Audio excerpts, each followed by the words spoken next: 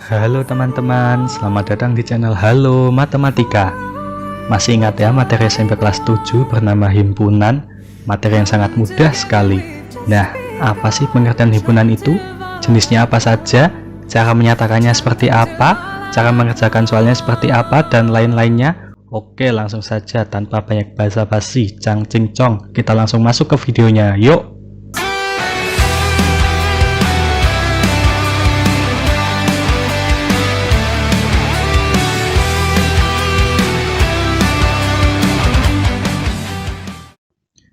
Jadi di video ini kita akan membahas himpunan dalam 5 bagian. Yang pertama, pengertian himpunan, himpunan berhingga dan himpunan tak berhingga, cara menyatakan himpunan, himpunan semesta dan diagram Venn, himpunan bagian, himpunan kosong, dan himpunan ekuivalen. Pengertian himpunan. Himpunan adalah sekumpulan objek atau benda yang terdefinisi dengan jelas, atau dapat dibedakan mana anggotanya, mana yang bukan. Atau dalam pengertian lain, kumpulan benda-benda atau objek yang mempunyai batasan yang jelas. Contohnya, kumpulan buah-buahan, kumpulan hewan mamalia, kumpulan negara ASEAN, kumpulan bilangan prima, kumpulan ninja Konoha. Senjutsu no Senrengan. Nani? Berikut ini adalah contoh yang bukan merupakan himpunan. Yang pertama adalah kumpulan makanan enak. Bakso. Kumpulan makan enak jelas bukan himpunan karena masing-masing orang itu penilaiannya beda-beda. Contohnya, bakso. Bakso. Itu menurut saya enak. Menurut bapakmu itu belum tentu enak. Maka dari itu, kumpulan makanan enak bukan merupakan himpunan. Karena penilaiannya beda-beda masing-masing orang. Kemudian, kumpulan orang ganteng. Ini tuh juga beda. Menurut saya itu ganteng.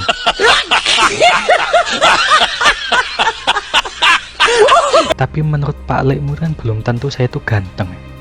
Bisa jadi malah Pak Demu yang lebih ganteng, gitu loh. Jadi masing-masing orang standarnya beda-beda.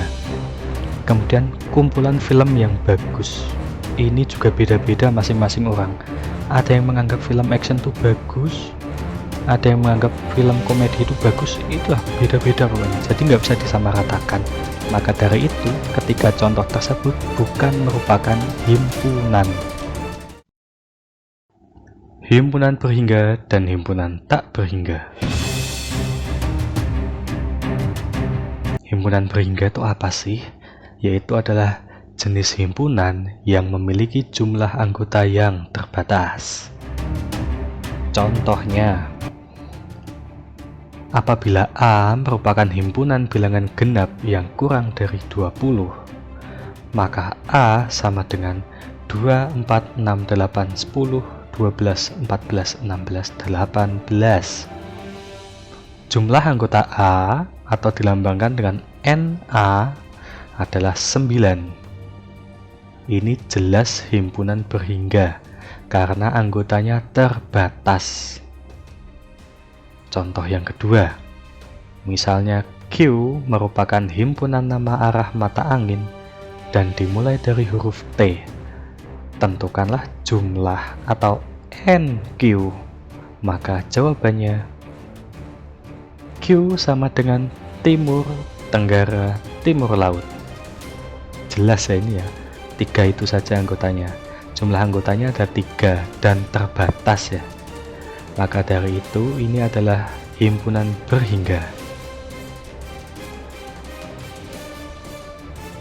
Selanjutnya, himpunan tak berhingga adalah jenis himpunan yang jumlah anggotanya tidak terbatas.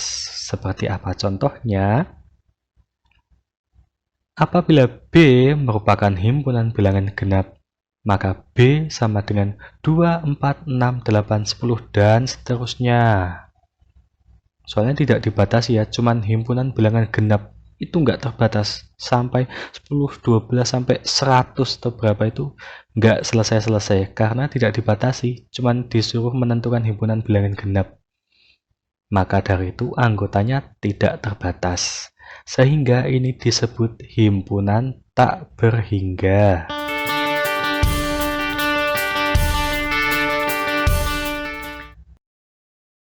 Cara menyatakan himpunan. Yang pertama, deskripsi langsung. Apa itu deskripsi langsung? Adalah dengan menyebutkan kata-kata atau syarat keanggotaan. Yang kedua, tabulasi langsung, yaitu dengan mendaftar anggota-anggotanya. Kemudian yang ketiga adalah notasi pembentuk himpunan. Biar gampang, langsung saja kita ke contohnya. Yo.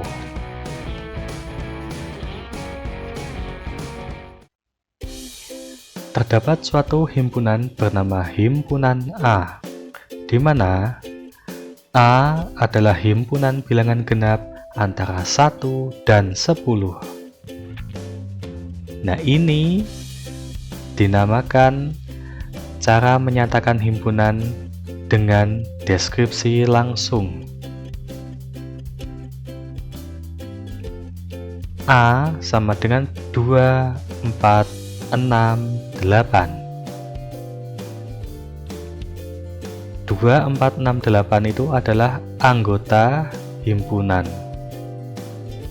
Maka dari itu ini adalah tabulasi langsung. Kemudian yang ketiga, dengan cara menuliskan seperti itu ya, A.2 kurung kurawal dan selanjutnya itu dibacanya adalah himpunan A adalah himpunan yang anggotanya adalah X sedemikian hingga X lebih dari 1 dan X kurang dari 10 dengan X anggota bilangan bulat. Cara ini disebut notasi pembentuk himpunan.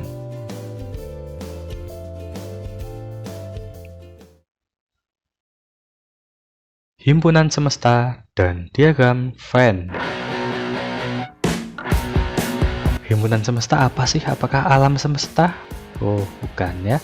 Himpunan semesta adalah himpunan yang memuat semua anggota atau objek yang dibicarakan.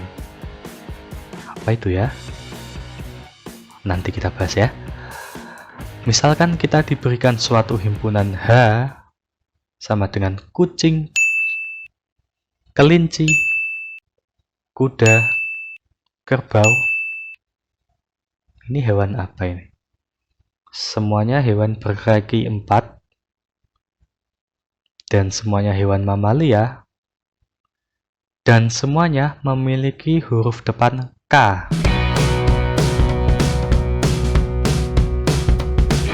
Maka himpunan semesta dari himpunan H adalah himpunan hewan berkaki 4 atau himpunan hewan mamalia atau himpunan hewan berawalan huruf K.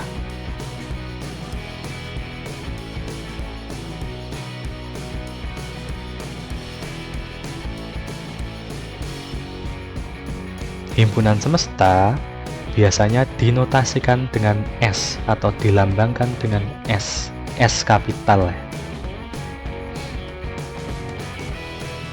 Contoh soal. Himpunan A sama dengan 2, 3, 5, 7, 11, 13. Tentukan himpunan semesta yang mungkin dari A. Ayo, apa kira-kira? 2, 3, 5, 7, 11, 13. Itu semuanya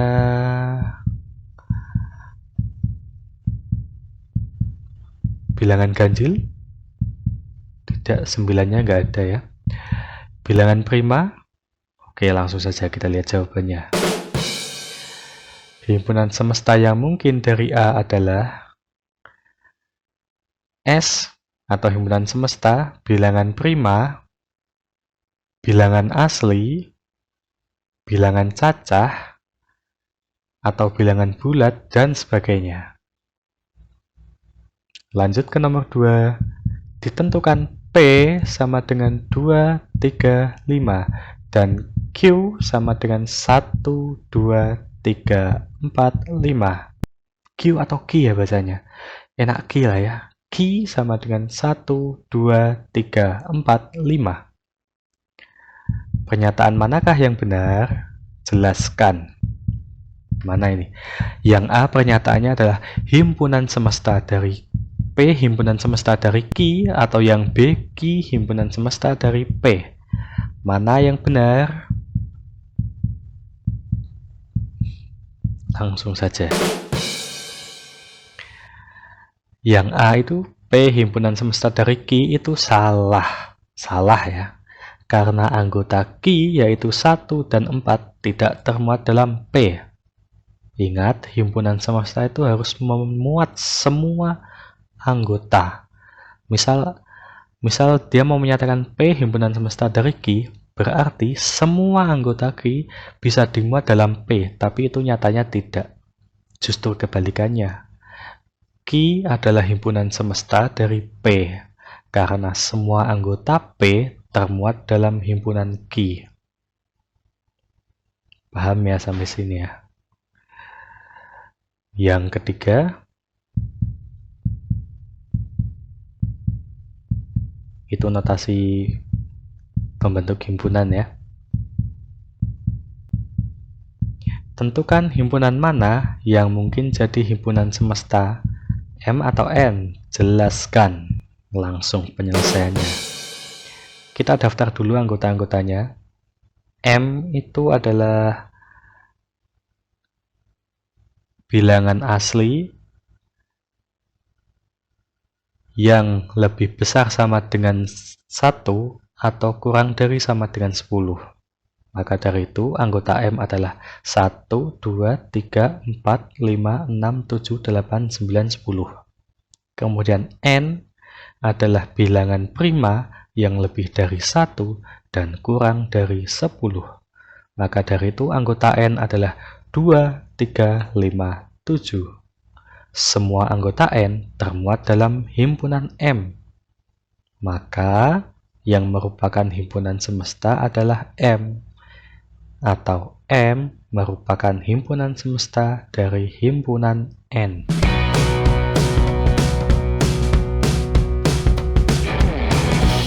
Diagram Venn. Nah, cara menyatakan himpunan selain 3 tadi, masih ada satu lagi, yaitu dengan diagram Venn. Cara ini sangat efektif untuk menggambarkan hubungan antar himpunan. Seperti apa sih diagram Venn? Nanti kita lihat contohnya. Yang pertama, kita harus tahu dong diagram Venn itu gimana aturannya. Nah, yang perlu diperhatikan dalam membuat diagram Venn, yang pertama, digambarkan dengan persegi panjang, dan lambang S, lambang himpunan semesta, ditulis pada sudut kiri atas gambar persegi panjang. Setiap himpunan lain yang dibicarakan selain himpunan kosong digambarkan dengan lingkaran atau kurva tertutup. Setiap anggota ditunjukkan dengan noktah atau titik, dan anggota himpunan ditulis di samping noktah tersebut. Pasti bingung ya kalau cuma lihat tulisan gini ya. Langsunglah kita lihat contoh pembuatan diagram Venn. Diketahui himpunan semesta S 2, 4, 6, 8, 10 dan P 2, 4, 8. Coba kita gambar diagram Venn-nya ya. Yang pertama kita buat persegi panjang. Kemudian kita letakkan huruf S di sudut kiri atas persegi panjang tersebut. Nah, anggota S apa aja sih? Ada 2, 4, 6, 8, 10. Ini semestanya ya, anggota himpunan semestanya 2, 4, 6, 8, 10.